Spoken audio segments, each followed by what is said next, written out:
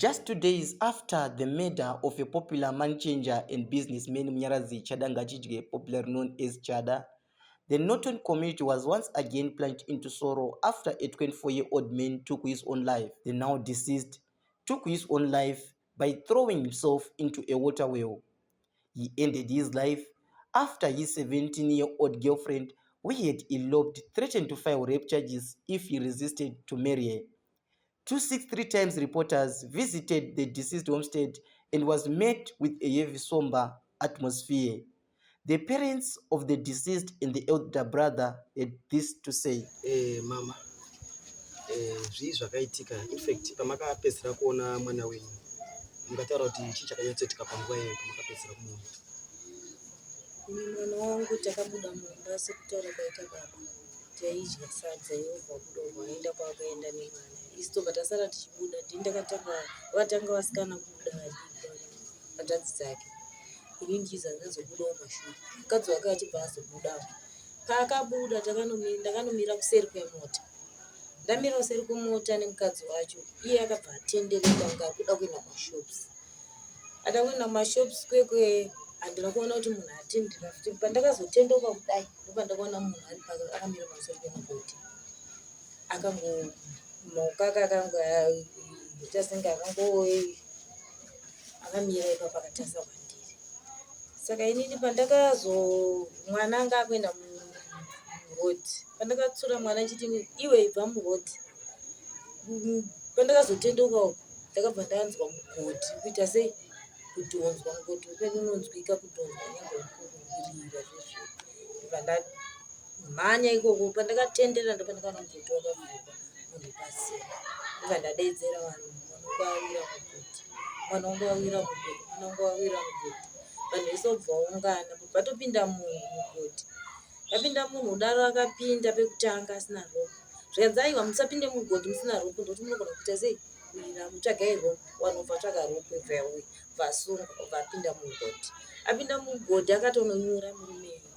Anyura kudaro akatoti ndatsika pasi mugodhi wangu nedombo asi ndatsika pasi. Asi hapana hamuna munhu apinda unapo. Hamuna kana munhu arimo. Tobva tatosiyana naso totovhara mugodhi uyo tati saka pamabhaisa haana kupinda mugodhi. Saka mangwana yacho tobva tatomuka iye makoto edu yobva amuka makusensei achitsvaiwa.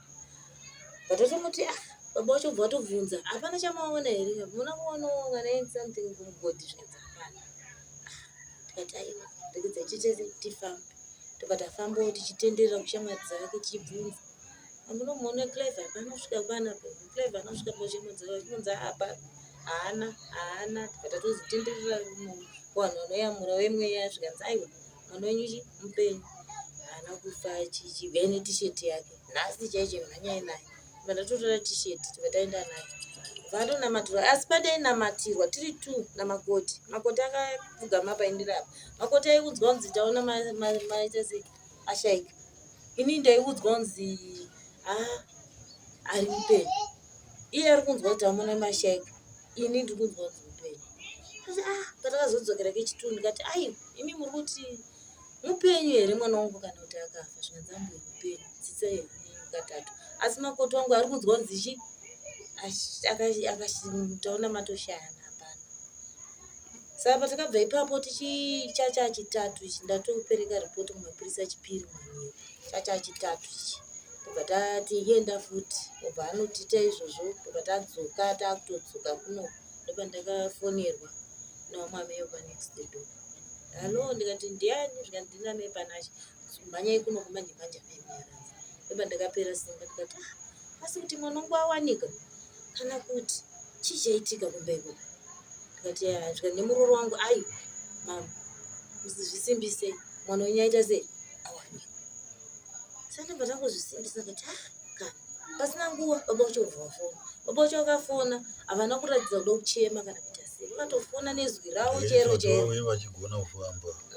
Ndakazwa hana yachikadzi. Ndobva ndati baba wacho wafona nezwi ravo chero. Pane vanhu vakatonditi fonai zvakanaka. Pane vakatondidaro kuti musavavhundusa vanogona kutoita mayafu vari kwavari.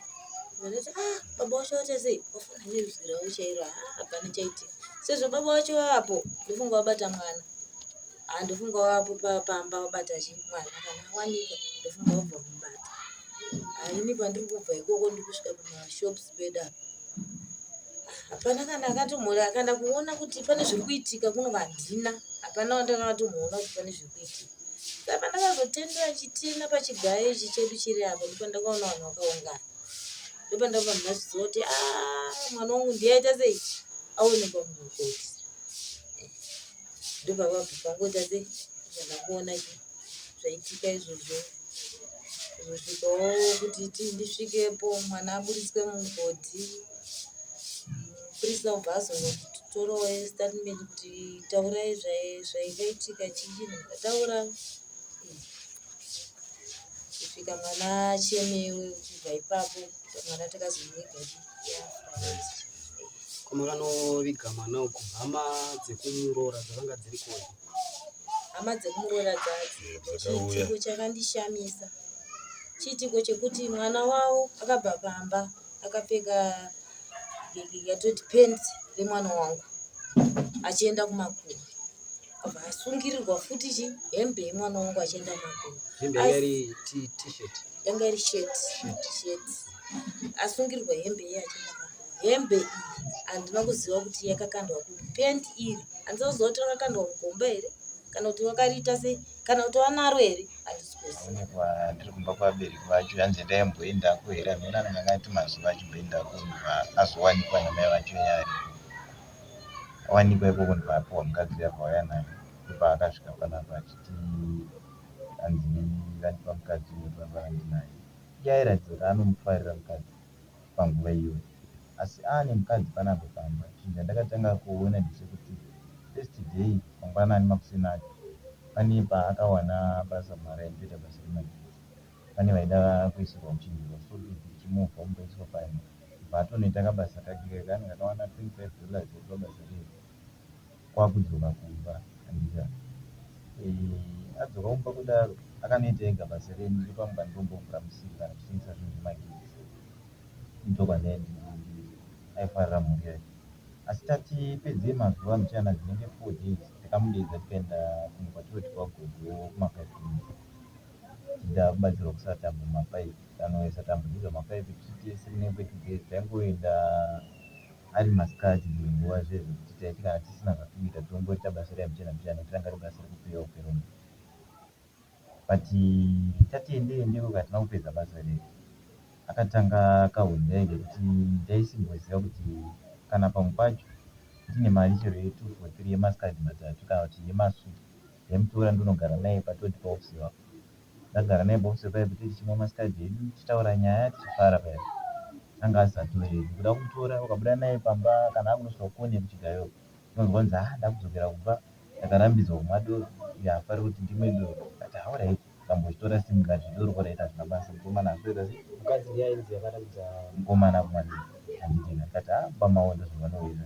paita kabasa kuti chamarande aigona kungoti akada kubuda kuti inda ndozvaakatanga kundiita kudekiseni kuti pamwe pacho musi ndakazondaida kuenda naye kukatanga kwakubuda kuti kwakungoti achamukoni kuti bvei pamba vhaaramba kuti abvadzo vanoitaka kumurama ndikati munhu mazona akungoti ubva pakauya mukadzi wake ndikatombotaura kuti iwe kubva kwauya mukadzi wako panapa hauchada kufamba neni zvawaita mazuva ese inini ndina hama yako ndinofanira kufamba neni kuti ndina hama yako